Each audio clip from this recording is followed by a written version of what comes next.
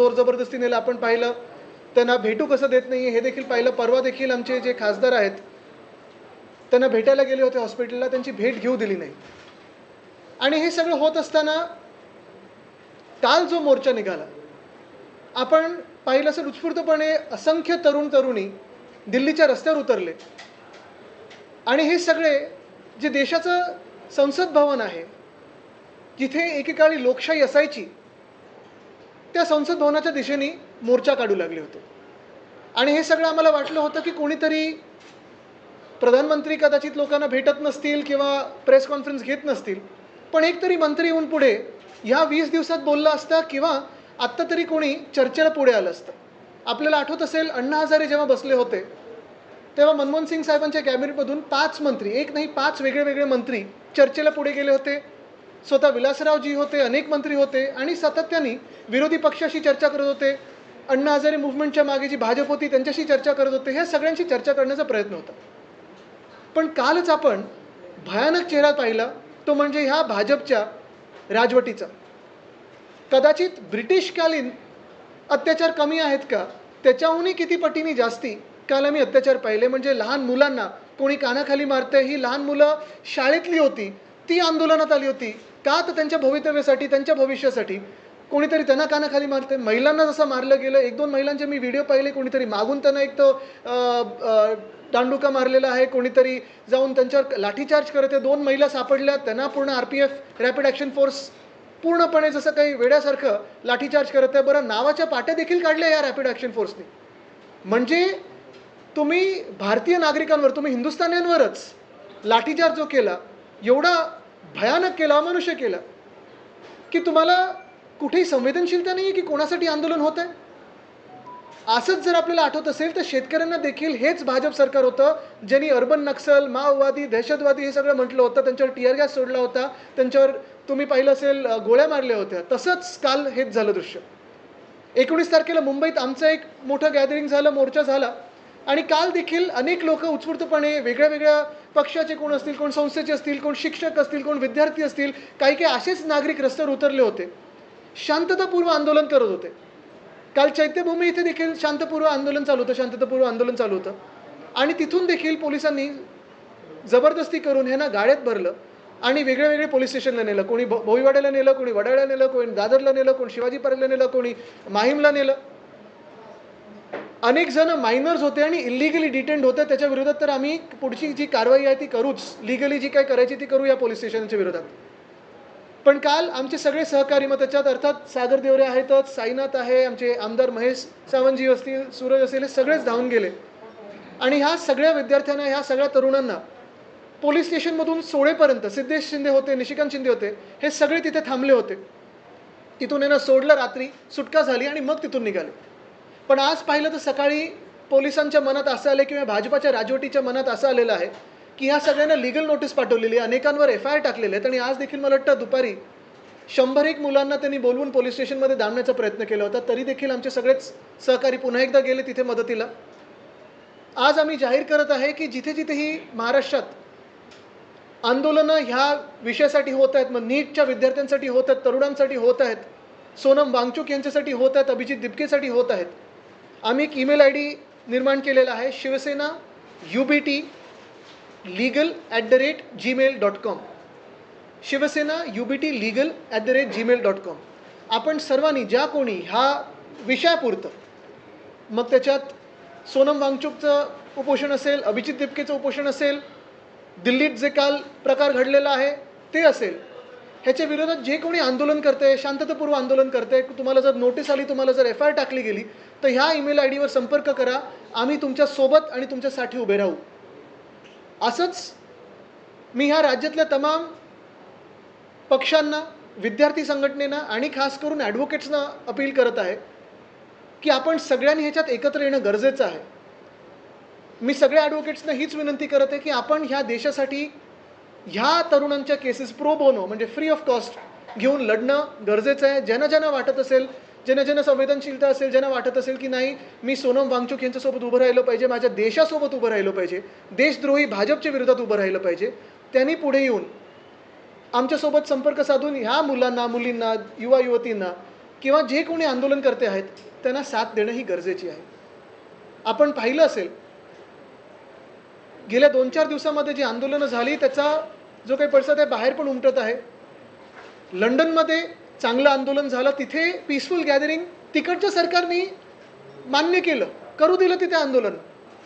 पण आमच्याच देशातल्या देशद्रोही भाजप सरकारने हे आंदोलन होऊ दिलं नाही, चिरडण्याचा प्रयत्न केला.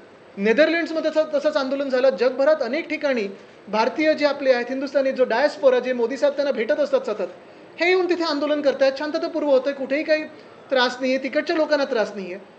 पण इथे तरुणांसाठी कोणी लढत असेल, इथे कोणी शिक्षणासाठी लढत असेल, तर भाजपला हा त्रास होतो. आणि ह्या गेल्या 20 दिवसामध्ये आपण अजून एक गोष्ट पाहिली असेल, अनेक विद्यार्थी संघटना आपापल्या परीने ह्याच्यात आंदोलनं करत आहेत.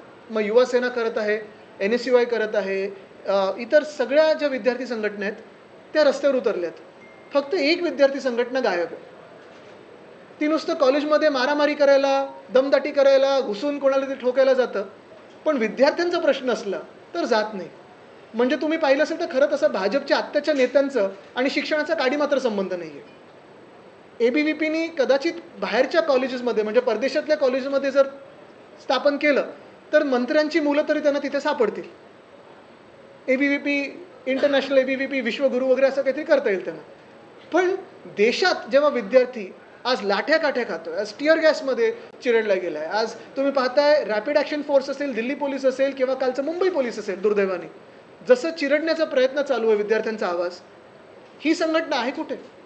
आणि म्हणून पुन्हा एकदा मी हेच सांगेन की उद्धव साहेबांनी पहिल्या दिवसापासून म्हणजे सोनम वांगचुक यांना कदाचित पहिला पाठिंबा हा उद्धव साहेबांनी दिला. उद्या उद्धव साहेब भेटायला देखील चाललेत, सकाळपासून तीच चर्चा चालली आहे. पण महत्त्वाची गोष्ट हीच आहे की आपण सर्वांनी एकत्र येऊन हा लढा देणं गरजेचं आहे. आणि आता विसरता कामा नये की भाजप ही देशद्रोही, विद्यार्थीद्रोही आणि भाजपच्या मनात जेवढा द्वेष शिक्षणाबद्दल आहे आणि विद्यार्थ्यांबद्दल आहे तो दिसून आला. वेगवेगळे मुद्दे घेऊन तरुण बाहेर पडतात आहे, बोलतात आहे. हा मुद्दा तर झालाच, पण अनेक अशा मुवमेंट उभ्या राहतात, त्यावेळेस त्यांना कायद्याच्या चौकटीमध्ये अडकवण्याचा प्रयत्न केला जातो. फक्त याच मुवमेंटपर्यंत आपली लिगल हेल्प असेल की पुढे देखील आत्तासाठी सोनम वांगचुक, अभिजित दिपके जे तरुणांसाठी करत आहेत, आम्ही सर्व विद्यार्थी संघटना एकत्र आलेलो आहे. आपण पाहत असाल आता राहुल गांधी आणि प्रियंका गांधी देखील लोककल्याण मार्ग, ते नावासाठी लोककल्याण आहे, बाकी अदानी कल्याण मार्गाला जिथे उभे राहिलेत आंदोलन करत. सॉरी, तुमचं चॅनल कुठे कट करायला पण लपवतो मी. पण मुद्दा असा आहे की हे सगळे विद्यार्थी संघटना एकत्र आलेत आणि आंदोलन करत आहेत. जिथे जिथे केस होईल आम्ही तिथे उभे राहू.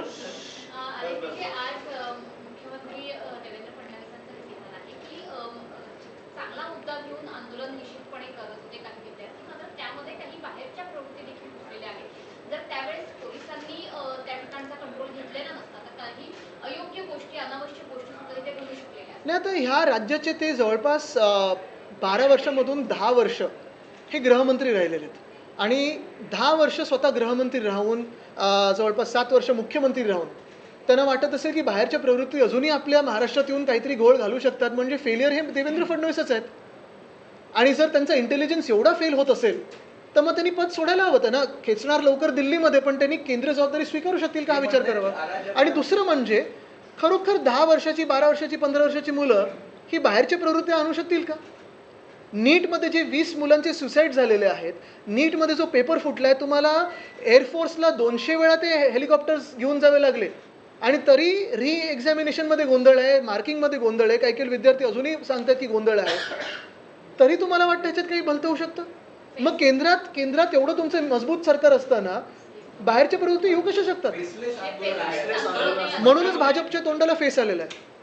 सर, मुख्यमंत्री म्हणाले की जर पोलिसांनी नसता तर काही अनावश्यक गोष्टी घडल्या असत्या. हो, नक्कीच. कारण भाजपच्या विरोधात कोणी बोलणं हे त्यांना अनावश्यक वाटतं आणि संविधान, लोकशाही अनावश्यक वाटतं भाजपला. तर ह्याच गोष्टी आहेत ना. तसं तुम्ही पाहिलं असेल, पूर्ण 20 दिवस आंदोलन हे शांततापूर्व होतं. काल पण जर कोणी मंत्री समोर आले असते आणि भेट दिली असती तर शांततापूर्व दिलं असतं. पण ते नड्डा साहेब बसले 5 तास, बसवलेलं आहे ना.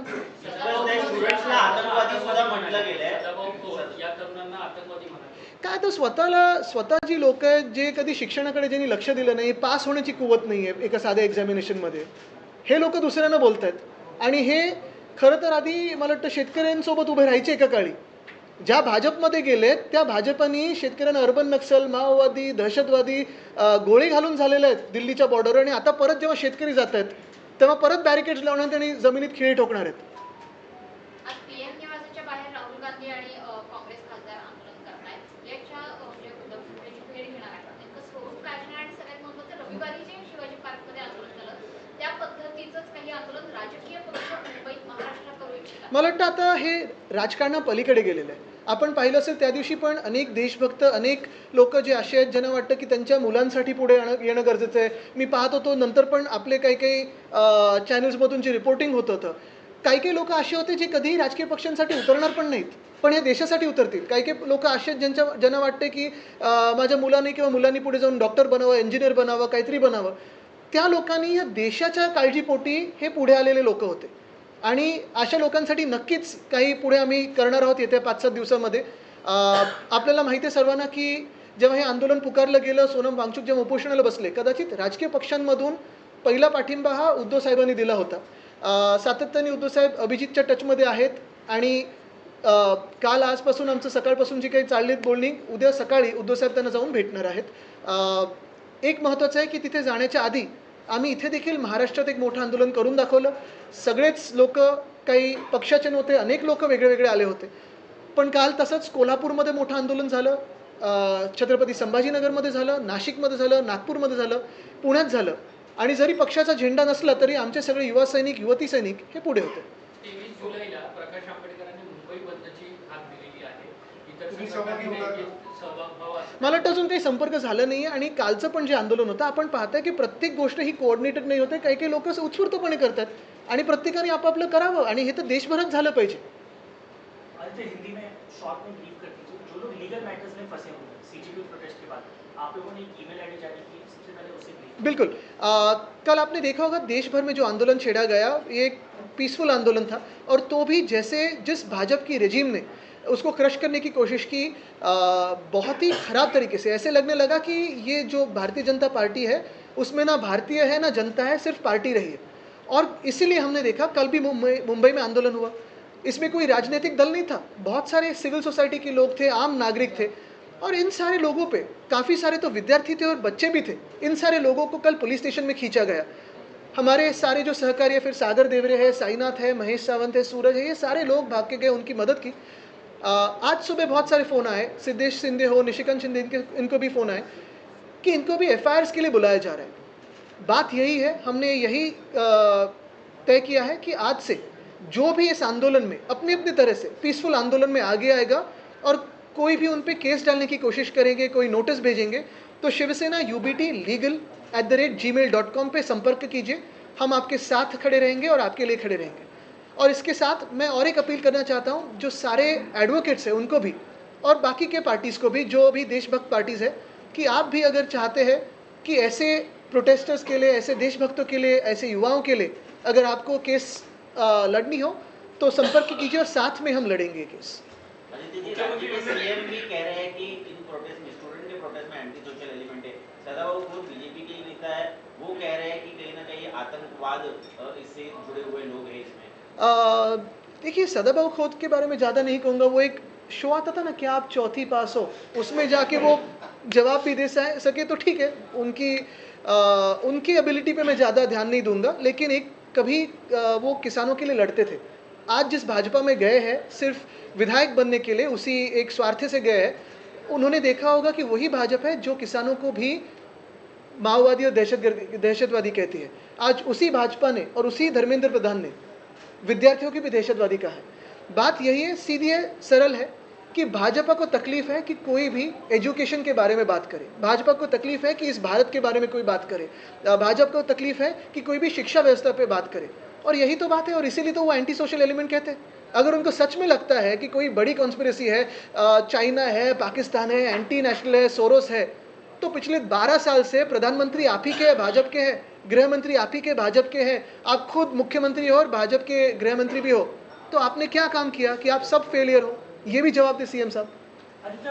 लेकिन इसमें जैसे भाजपा के जो ट्रोल होते हैं, वैसे कोई क्या भाड़े के क्या उन्होंने कहा था, ऐसे शब्द मैं नहीं इस्तेमाल करता, लेकिन वो सीएम साहब करते हैं। आदित्य, बीजेपी ने शुरू से ये नैरेटिव सेट किया है कि एक्स पीएम मनमोहन सिंह कभी कुछ बोलते नहीं थे, लेकिन काम तो करते थे। बच्चों को पीटा गया, पीएम का एक भी बयान बच्चों को बिल्कुल। लेकर अभी तक नहीं आया। दुर्भाग्यपूर्ण बात यही है कि पिछले 20 दिनों में पीएम साहब ने दुनिया भर जाके डायस्पोरा को किसी एड्रेस किया है, किसी पार्लियामेंट को किया है, कोई नेशनल मेडल लिया है, कोई नेशनल नया मेडल बनाया है, उसको लिया है, स्वीकारा है। लेकिन इस देश के विद्यार्थी जो, चलो आप भले सोनम वांगचुक, अभिजीत दिप के दूसरों पे ना कुछ कमेंट करें, लेकिन जिन बच्चों ने 20 बच्चों ने सुसाइड की आपके सरकार के फेलियर की वजह से, कुछ बोला नहीं आपने। आज शायद पूरा देश मनमोहन सिंह जी को सॉरी बोलेगा, माफ़ी मांगेगा कि हम सभी लोगों ने कभी ना कभी उनकी आलोचना की थी, क्योंकि हमें लगता था कि वो ज़्यादा बोलते नहीं थे। लेकिन अभी पता चलने लगा है कि कितने काम उन्होंने किए इस देश के लिए। और यही बात है कि जब वो जेएनयू भी गए थे, उनके सामने काले झंडे दिखाए थे, लेकिन कभी उन बच्चों के घर पे ईडीआईटी सीबीआई नहीं भेजी थी, कभी विंडिक्टिव नहीं थे। अगर आप यूएसए में भी देखो तो आज भी प्रेसिडेंट ट्रंप के सामने नो किंग्स प्रोटेस्ट होती है, यूएसए में, न्यूयॉर्क में होती है, हर जगह होती है। उनके घरों में कभी ईडीआईटी सीबीआई आईस नहीं भेजा उन्होंने। आज लंदन में प्रोटेस्ट हुए, भारतीय नागरिक, भारतीय लोग जो लंदन में रहते हैं, एनआरआई हो, देश के लिए आगे आ रहे हैं। नेदरलैंड्स में हुई, कभी भी वहाँ कोई लाठीचार्ज नहीं हुआ। तो अपने ही देश में, अपने ही विद्यार्थी, अपने ही भवितव्य के लिए, अपने ही देश के हित के लिए अगर कोई आगे आए तो क्यों रैपिड एक्शन फोर्स का बल इस्तेमाल होता है? अजीत जी, आप यहाँ पर आंदोलन कर रहे थे, लेकिन क्या दिल्ली जाकर भी आप शामिल? बिल्कुल। आज पहले तो उद्धव साहब दिल्ली जा रहे हैं, कल अभिजीत दिपके से मिलेंगे, वहाँ जो विद्यार्थी बैठे उनसे मिलेंगे, क्योंकि इस देश में अगर किसी ने पहले सपोर्ट किया हो सोनम जी को तो उद्धव साहब ने किया था, जैसे बहुत सारे अन्य पार्टीज ने किया था।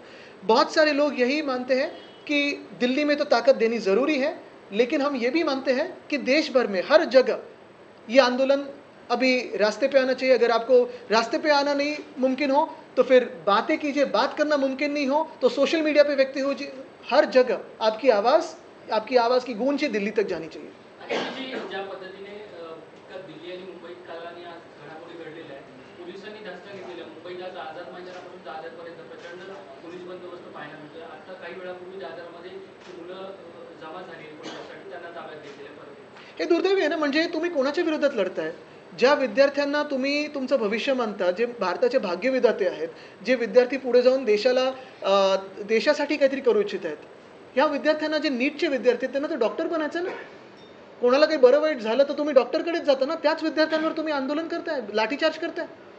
आणि परत एकदा, कदाचित चुकी पोलिसांची पण नाही, कारण त्यांचे पण मुलं ह्याच परीक्षांमध्ये असतात, ह्याच परीक्षेच्या विळख्यात सापडलेले आहेत. पोलिसांचे पण तुम्ही भरती पाहिली प्रक्रिया, तर त्यांना पण हेच सरकार कुठे गोरेगावच्या पुलाखालती झोपवतं, कधी फुटपाथवर झोपवतं, कधी रनिंग पहिलं घेतं, कधी रिटन टेस्ट पहिले घेते.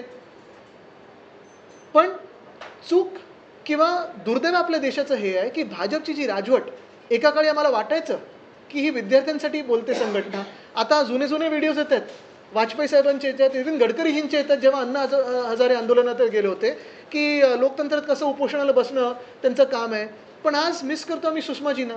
त्या तेव्हा विरोधी पक्ष नेते होत्या, मनमोहन सिंगजींबरोबर त्यांची जी डिबेट चालायची, ही भाजप राहिली नाही.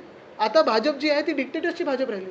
आंदोलन सॉरी, ते मगासपासून प्रयत्न करतात. खरं तर विरोधकांचं एकमत आहे, जो काही लाठीचार्ज झाला त्यावर राष्ट्रपती देखील पोस्ट केली आहे. मबिया म्हणून किंवा ठाकरे बंधू म्हणून एक संयुक्त आंदोलन करण्याचा विचार आहे का? म्हणजे दिल्लीत असो किंवा इथे असो. निश्चितपणे महाराष्ट्र म्हणून तुम्ही बघाल ठिकठिकाणी हे आंदोलन होईल, आणि कदाचित कुठच्याही राजकीय पक्षाचा झेंडा न घेता या देशासाठी आम्ही सगळे पुढे येऊ.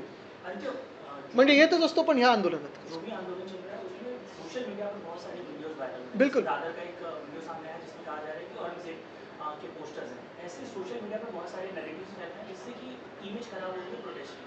उनको लेकर क्या होगा? नहीं, मैं यही कहना चाहता हूँ कि इमेज जो खराब होती है इस देश की, जब आप राम माधव जैसे लोग ट्रैक टू डिप्लोमेसी के लिए पाकिस्तान के साथ बात करने भेजते हो, जब वो कुरुलकर है जिन्होंने न्यूक्लियर सीक्रेट्स पाकिस्तान को भेजे, उनको फांसी नहीं दी, तब इमेज खराब होती है. जब आईएसआई को न्योता दिया जाता है कि पठानकोट में जो हुआ, आप भी आके हमारे एयरबेस की सर्वे करके जाओ, तब भारत की इमेज खराब होती है. मुझे लगता है वो तो है. दूसरी बात यही है कि जो भी आंदोलन में आए वो तिरंगे के लिए आए हैं, भगत सिंह, सुखदेव राजगुरु के लिए आए हैं, सोनम वांगचुक के लिए आए हैं, अभिजीत दिपके के लिए आए हैं. ठीक है, धन्यवाद. Thank you. तुम्हीच बोला अच्छा आपने जो एक सवाल पूछा औरंगजेब का उसमें एक्चुअली चेहरा किसी और का था और बात यही है कि मुगलों के इतने ही मंदिर इस देश में चंदा चोर भाजपा ने तोड़े